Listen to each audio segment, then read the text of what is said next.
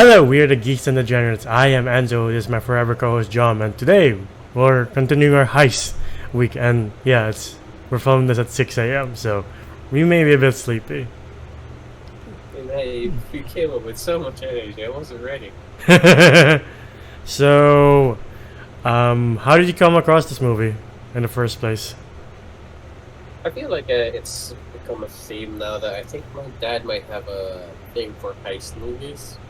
Apparently, I never really went out of my way to watch it. I always saw it when my dad would watch it, and he would always have DVDs about with it. I remember we had that one case where it was just like all three movies just in one disc. And I was like, yeah, I remember having those binders of DVDs from the ruins of like, oh, it's special Blu-rays because you don't know if it's official or not. not kind of lying though. When it's like the Blu-ray, sure, it had like Chinese lettering on it, but like when you saw the quality of that, I was like, this shit's good. Like it's not the plastic, Yeah, case. It's like this paper, like solid paper casing. I was like, it's not bad. yeah. But like I do remember like every time I would watch Oceans, I never knew what was going on.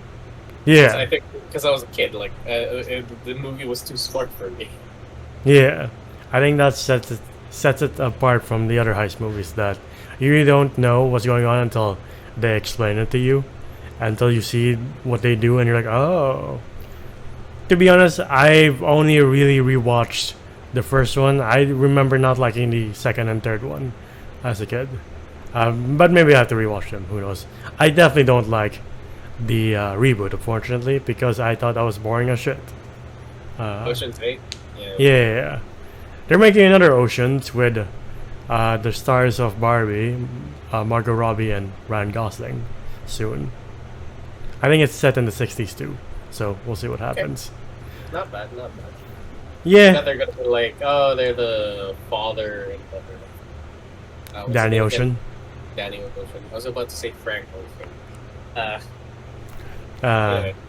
But yeah, well, this is a remake of the one from, I believe, the 60s, starring Frank Sinatra. So it's a remake of a remake, and the second remake is pretty good compared to the first and last one. Because I've seen the old version, and I was like, why do people like these? I mean, come on, you got a dynamic duo with like Brad Pitt and George Clooney, and up and coming star with Matt Damon. Yeah, I mean this one I like, just not the first one with Frank Sinatra and other stars of the 60s. You never saw it? Alright, but yeah, like I think that's the main appeal of this movie, to be honest. The unbelievable cast of George Clooney, Brad Pitt, Matt Damon, Casey Affleck, Julia Roberts, and Andy Garcia. You're like, Jesus Christ, how many stars are in this movie? It's like, how many stars do you have in this movie? How many stars does Hollywood have? Yes. So which big names do you want in this movie? Yes. Yes, all of it. And like, I think this is one of George Clooney's first movies after the disaster that is Batman and Robin. I know we said we liked it, but according to the rest of the world, it's a disaster. So it took some time for him to recover, Yeah, and I believe all of the major stars in this movie had to get a pay cut because they couldn't pay all of their usual, income. So they all accepted, like, yeah, we're gonna take a pay cut, but it's fine, and it's a miracle. It's a miracle in the sense that there's not a lot of toxic big energy among all the cast, because it's George Clooney, Brad Pitt, Matt Damon, and a lot of other people, and there's no ego. There's nothing among them. They're all just friends. That's good to know, because since Oceans is kind of like it is the first movie, they're like kind of testing the waters if this one would bomb or not. So I'm like, all right, Yeah. I think I took that chance, and I would say, as you said, you haven't seen the whole Oceans 2, 3. Sorry, well, 12, 13. 13. It's pretty good. I would say I did fairly enjoy the second one and the third one. All right, I'll probably watch them after this video. But Yeah, like the first beginning of this movie when you meet Danny Ocean and then you meet Russ, you're just like, is Danny Ocean just planning to rob the casinos just because he can? Like, Mm. like you know what? I got out of jail, and I still don't have enough excitement in my life. I want to rob the biggest casinos in the world. Why not? Yeah, doing it with his best friend Rusty. Yeah, But I think around that time he already kind of knew who he was robbing. He yeah, was this really rich guy who married his ex-wife. yeah. But we don't know that at the beginning. We're just like, Danny Ocean just wants to fuck with people apparently. And he Yeah. builds a crew of dynamic characteristics. Like we got Virgil Malloy and his brother. Virgil played by Casey Affleck. We got Basher played by Don Cheadle, where everybody, according to some people in Hollywood, it's where everybody gets their fake English accent. Like, oh, if Don Cheadle can do it, so can I. No, you can't. No, he can't. Yeah. We got Simon. We got Ruben. Have I seen anyone else? We got the Chinese acrobat, who's the actor's name I'm unfortunately forgetting, but he's pretty good in the movie as well. And they're all just like, yeah, we're gonna rob this casino because we like money and we like daring situations. Even people like Saul have their own fake personas, like he's Lyman Zerga to disguise himself, like he's some wealthy European arms trader. Yeah. And And it's just, I mean, that's the entire thing with Oceans. Is just that you're just bullshitting your entire. Like even with Matt Damon, he was supposed to be this like gambling teacher yeah, or like statistics guy. I'm like, oh, yeah. And Linus, Matt Damon, is essentially the new blood, so he's our eyes into the world of con men and people like George Clooney and Brad Pitt, just people who are willing to take the biggest bet, even though the house always wins. There's always going to be that one hand that you take that you're gonna knock the house down, and you're like, oh, that's a good quote. Have you been practicing that? Maybe. I do like that they do have chemistry. Like Yeah. a lot of the time, guys have chemistry, and they work so well together. I don't know who the writer is for this. I think Movie. it's Steven Soderbergh who directs the other two. He just does a good job with like, okay, for the good middle of the movie, you just don't know where it's going. Yeah, You're along for the ride. Again, you're Matt Damon. You're just like, these guys are way smarter than I am when it comes to making up plans. I don't know yeah. where this is going. Like, And they're like, oh, we're getting an EMP. I'm like, fuck. I was like, what are you going to use that for? Until like it all just melts together at the end, and you're like, oh, okay, there we go. yeah. That's a good pack with a bow. And like they set up the foundation, and like they have to make sure every piece is in place because if one plan fails, it all goes to shit. So you're like, oh fuck. This is the point where you're like gripping your seat. And I also, going back to the casino owner Terry Benedict, I do like how Andy Garcia plays him. He's a very stoic guy for most of the time, but he's a very intimidating bad guy. You feel like he's part of the old mob that he can have you killed in some backyard if he wanted to, but he won't do it because we're more civilized now. Yeah. And I do like it that he does pop in. Sorry, spoilers for people who haven't seen Ocean's 12 or 13. He does pop in, and now he kinda is close with Yeah, Danny Ocean. I'm like, yeah. okay. Like I think that's one of the reasons why the reboot failed, because they didn't really build up Anne Hathaway to be like, oh, she's a bad guy and now she's the good guy, because this happened in that same movie. You're like, it's a bit too soon for that. Yeah, it was a little too soon. Like, let the character development, Build. build up. Let us marinate in it for a bit. Yeah, but I think for me at least, this is my favorite role of Andy Garcia, because he just does the very stoic character so well until he loses it at the end. But even at the end, he goes back to this calm demeanor. It's like, oh shit.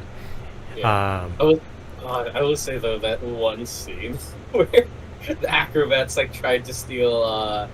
He wasn't trying to steal. He was trying to get the door open with It like just- the trip mines. Yeah. Sorry, like the C4 explosive, and got like his hand stuck. I was like, Yeah. I was like, wait. Don't let the token Asian guy die. Right? But you mentioned that like the other reason that Danny Ocean is doing this is because he wants to get back Tess. It's played by Julia Roberts, and Rusty's like, please don't tell me you're doing this for Tess. because I'm gonna walk. He's like, no. Yes. Yes. He's like, oh, for fuck's sake, why? Alright, fine. And he's trying to show Tess that Terry Benedict might not be the best guy to have as a partner because he only cares about himself and nothing else. His money and his casinos are the only things this world revolves around. But Tess doesn't trust Danny because he is a criminal. He's been in jail for years. Just like, I don't know whether to trust you or not, but I'm gonna follow my guts and stick with Terry Benedict. And you're like, I feel like Danny has a point though. Yeah. I do have questions for this movie though. Did like Danny Ocean rob somebody before he went to jail? Yeah. Because all of these equipment, all of this like prep time and all of the shit that they need to get, who's paying for that? Is it Saul? Probably Ruben. Just Probably he wants to fuck with Terry Benedict because he forced his casino to go broke. And like you learn from Linus that not only does Terry Benedict go after you, he goes after your family corporation, your family savings. He destroys you from the inside out. You're like, fuck. He might not put a bullet in you, but he might as well.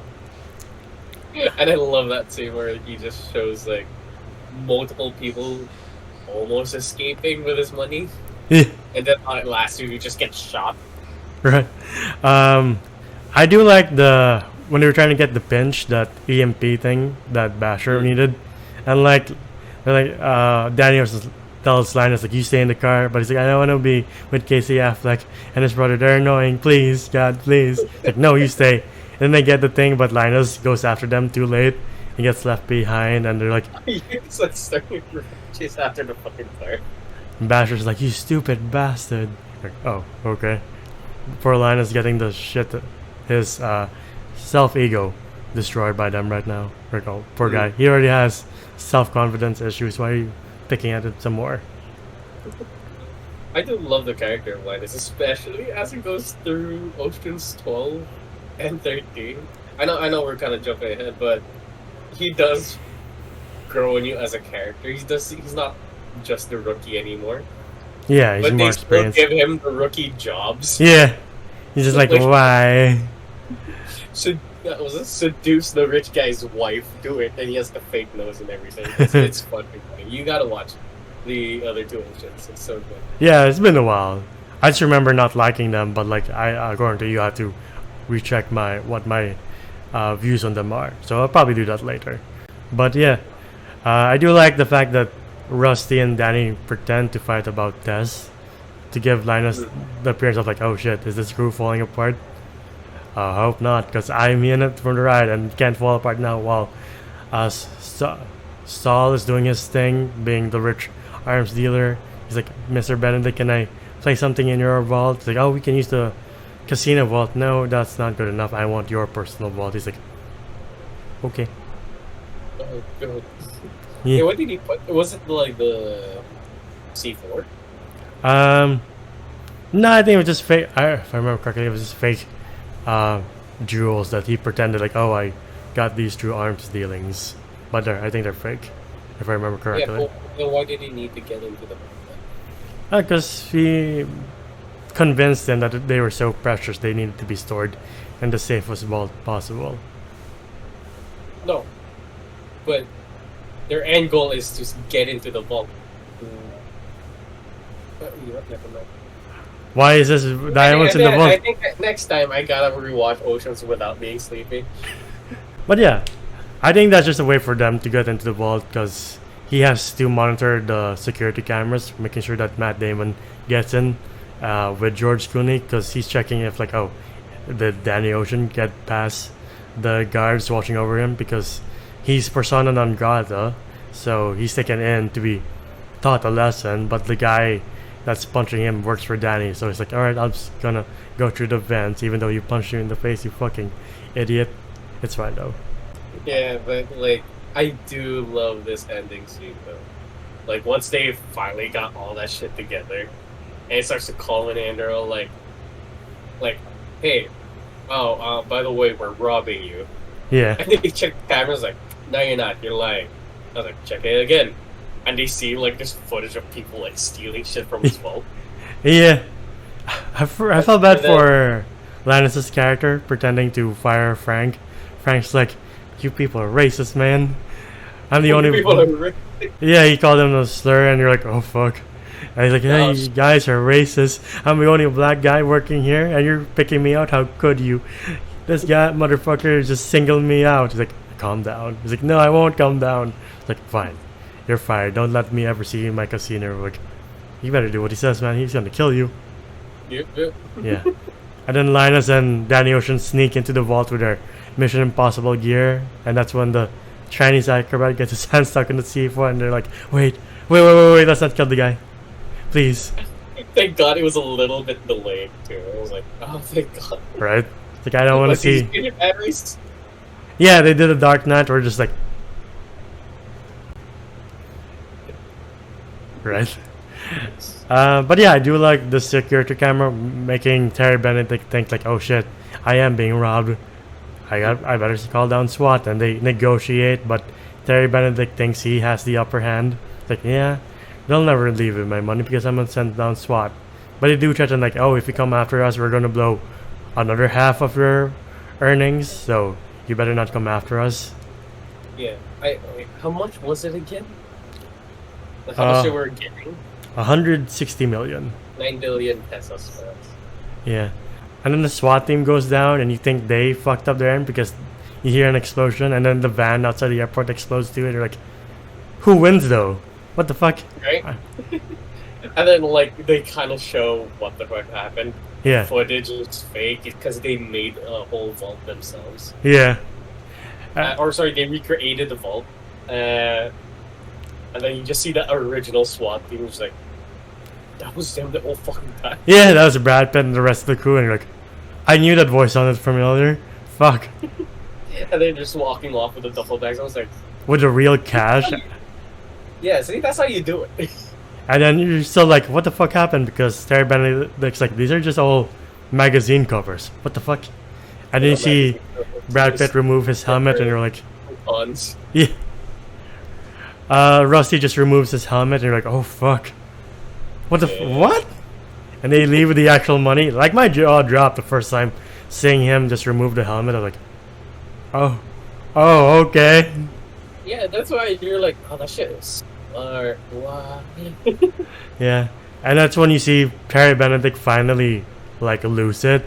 It's like, all right, get the SWAT team and find out how they hacked into my system. You're like, fuck. All right. Yeah, and then like, Danny Ocean gives him an ultimatum where he's like, it's either your money, or we give you your money. Goddamn it. Get your money, but you lose the girl. I don't give a shit about this. Yeah, I don't give a shit about the girl. Give me my money back. And well, he had it all videotaped. Yeah. And then Tess just leaves him, and he's like, son of a bitch. He fucking won. But it's kind of bittersweet because Danny Ocean has to go back to jail because he is violating his parole. No, but it was only for 6 months. Yeah. 6 months flies by. Yeah. I mean, especially if you know you win. So you're like, you know what, I can stay here a couple of more months, why not? But yeah, Danny ends up back with Tess, and you think they all end up happy, but Terry Benedict's men follow them, and you're like, ooh, I like me a good setup. Yeah, that's why you're. That's why, like, later on they do work and they fight, I think, Al Pacino. Oh, Al Pacino's in the future movies? I forgot about that. Yeah, because I remember that's who Terry Benedict fights, is Al Pacino's character. Alright. Again, I'll probably watch them after this video. Al Pacino. Really bang. Okay. Okay, that's cool. I always like Al Pacino. He had a big ass. He had your head all the way up in it. Anyway, what would you rate the first Ocean's movie? What would you rate Ocean's 11? Ocean's 11 is a good heist movie. It's entertaining the entire way. Would I say it's the best movie? Like, best heist movie? No. Is it a fun movie? Yes. Does it have star-studded cast? Yes. And I'm a little bit like, oh, it's kind of childhood memories because I used to watch Oceans a lot. when I was a kid because my dad. So I'm gonna give it like an 8 point. No, I just said 8 out of 10. Okay. It's good. It's not the greatest, but it's good. You know, Yeah. fuck the rich guy. Yeah. I'll give this an 8 as well. It's a classic at this point, and like it clearly stands the test of time. And like it's just nice seeing all your favorite actors in one spot doing their best and having a great time all together. And yeah, it's a movie you can put on and again, and you're just gonna have a good time watching it. You can put it on by yourself, you can put it on with friends and family, and I'm sure they'll have a good time unless they don't like fun. So I don't know about that. But yeah, that's been our video for Ocean's 11. What's your favorite movie of all of these people? I don't know. George Clooney movie. Because Yeah. naming the movies all these people are, you might have a stroke in the comment section. Yep. Yeah. Do you have a particular favorite George Clooney movie that's not this one? Is it The Flash? I'm kidding. No. Okay. The fuck? I Was don't he the know. Flash? No, I mean, he's Bruce Wayne in The Flash at the end. Don't you remember The Flash? Right. Yeah. Yeah, I forgot about that. What is a George Clooney movie I like? I don't know any good. Like, I know George Clooney's a great actor. It's just, I don't know what movies I like him. I like him in Fantastic Mr. Fox. I always had a soft spot for that movie. Right. Forgot about that. He did voice that. Yeah, and you're like, oh my god, George Clooney can voice act. Is there anything he can't do? But yeah, that's been our video for Ocean's 11. If you like more of us on YouTube, please like our videos, subscribe to the channel, and ding the bell icon to get notified of when we upload next. We're also on Spotify and TikTok to see our best and funniest moments, Spotify to hear us on the go. I have no socials, but Jomer has a social. What is it? Oh, yeah. You can find me. You can find me. Actually, I fucked it up. 6 a.m. doesn't do the best for us, apparently.